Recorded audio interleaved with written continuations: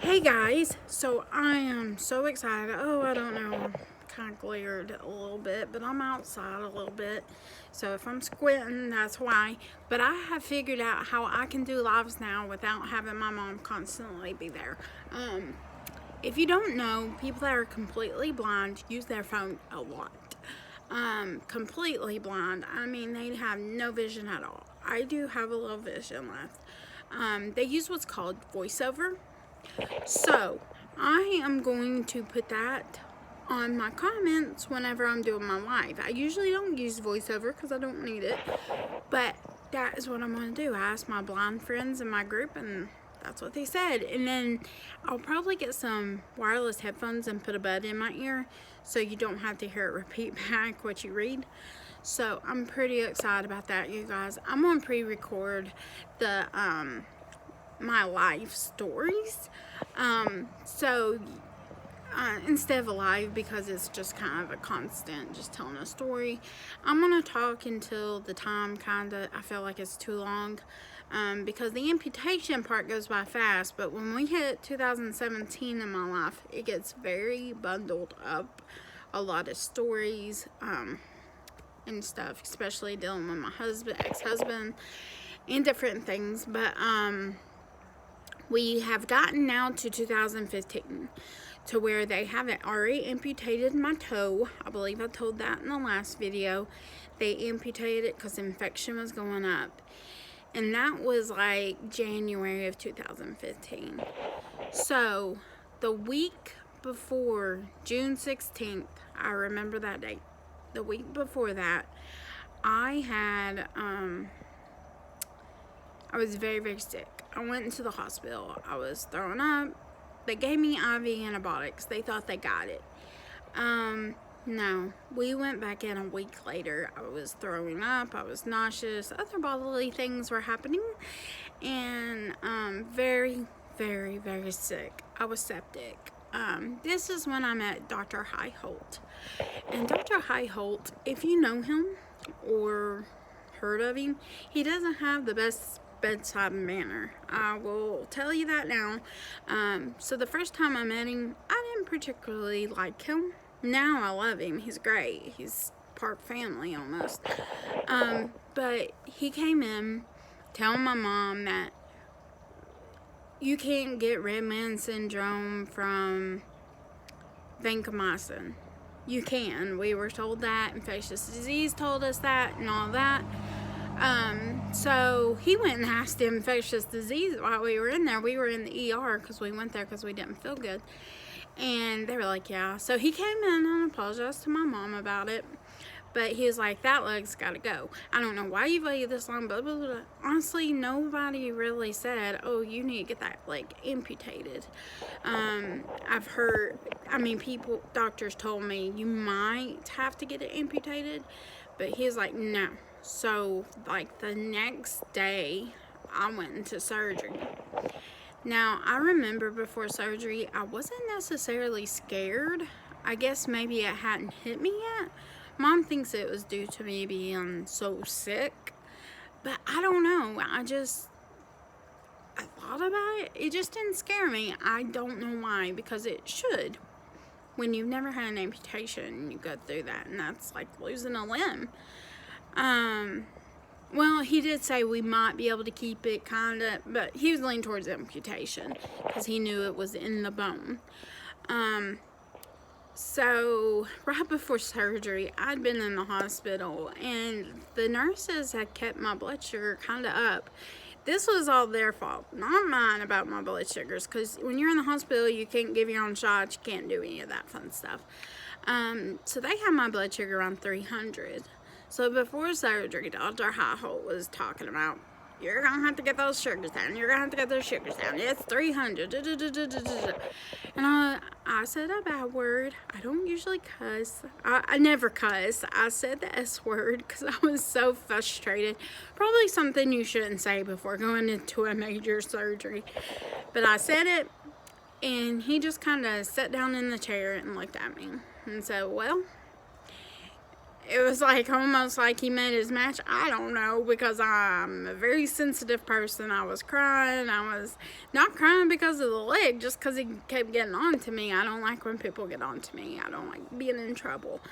I'm not a troublemaker at all. In school, I was shy, and I didn't like getting in trouble. So, went in the surgery. They took the leg below the knee, which is right below my knee was where it was. And when he came out, he talked to my parents. The surgery went great, actually. It went really, really good. Talked to my parents. And my dad said, did you sew her, or no, not sew her mouth shut. He said, did you cut her tongue out? He's like, what? He's like, for saying that bad word. And they were all laughing. That's my dad, just to let you know. He's a jokester. So, took the leg off. It was a very painful recovery. I'm not gonna lie. An amputation is not a walk through the park kind of pain. It hurts really bad. Like, you don't want to move it an inch. I think the second time was the worst, and I will talk about that. But there were other things going on the second time. I had an amputation for above the knee. But it hurt when I would move it just an inch, and then they had me going to the bathroom in a bedpan, and they would get the pee all over the bed, so then they would have to roll me, and it just hurt really, really bad. And at the time, I was still had my other knee. It hadn't been operated on yet, and I could still stand up on it, one leg. And I remember I had to go to the bathroom. My mom was helping me. The nurses didn't come in. They took forever. And I really had to go to the bathroom. So my mom pulled the bedside toilet. And I was using the bedside toilet then. So I learned how to pivot on it. So I went to the bathroom. And when I stood back up to go back in the bed, I completely forgot there was no leg there. Think about when you lose your leg, you have what's called, sorry, here car's going by, but you have phantom pain or phantom feeling where you feel like your leg still is there. Didn't know it. Went right down on my knee, on my stump. And, yeah, let's just say it wasn't good. All the nurses had to come in there. There's like 10 of them, had to pick me up and put me in bed. I had to file a report. I got in trouble. Dr. Highholt came in, got on to me, saying I was going to mess up his good work. And my mom got in trouble as well for doing that. I definitely didn't get back out of the bed. They put a bed alarm on me too. But they knew I was going to the bathroom by myself with my mom there. So it wasn't like I was intent, just like disobeying the rules. Like I said, I'm not a troublemaker. So that was one of the stories. And then my brother and my sister-in-law, Susan, came to the hospital in the parking garage. They didn't want to bring their new baby in, which I completely understand. Malin was maybe 1 at the time, because she was 1 or she was just born. But I'm believing she was 1 because she wasn't born until July or something. So that would only make sense. So she was a little under 1 year old. But they came. So we were about to go down to, you could leave your hall or room or whatever as long as you signed the form. So they put a blanket over my stump. I told my dad, I said, take it off. I said, I just want to get used to the stairs. It's gonna happen. I just take it off. So he laughed. But we took that blanket off, and yes, people stared. I could see at the time. My vision was getting blurry during this time. I missed something way before this. Probably a couple months or a month before. No, it was closer to my amputation. So maybe a week or 2 before my amputation. They had put shots in my eyes that were supposed to kill the blood vessels from growing, which affects your retina and cornea. I don't know exactly what all it does, but that was the case. And the next day I woke up, it looked like blood, I think it was in this eye, was running down my eye. We called them, we were like, something's wrong. They're like, well, just come in next week whenever you get. Okay, well, the next week I was in the ER. So it had to have been right before the amputation. So my vision was starting to go bad, but it was slowly going. It wasn't like completely gone. I had glasses I was wearing that would help with the vision. Now I can't wear I do have some blue light glasses that help with like glares and like computer screens and stuff, so I don't strain my eyes. But so if you ever see me wearing them in the video, I've got them coming on the way, so I'm hoping they'll help a little bit with like the straining and things. But that's so I could see people looking at me, and it didn't really bother me. I really honestly took my amputation very well. I don't know why. I took my vision loss very well. I don't know why. There was one time when I broke down about the vision, was when I was told I'd probably never drive again. Yes, that really bothered me, I'm gonna admit, because I wanted to drive again, even though I have one leg. So now that gets us past the amputation. That's 2015. Let me go ahead and tell you this little next part, and then we'll end it there.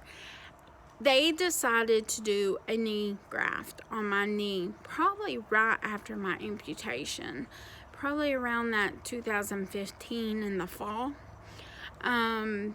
which to him, he called it a Hail Mary. Probably wouldn't work, but we wanted to try it because there was no cartilage in there.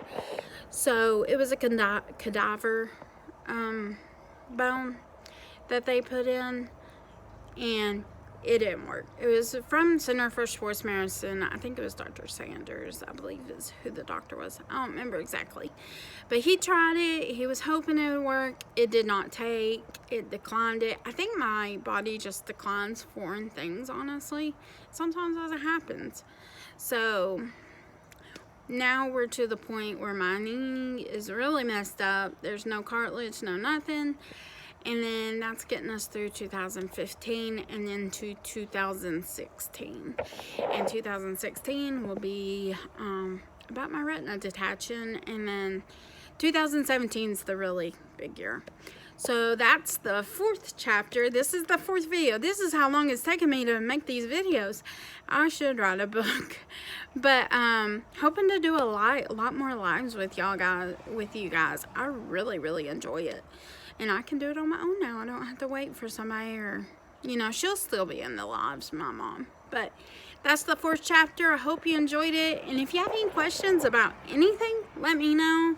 And I hope y'all have a beautiful day. Bye.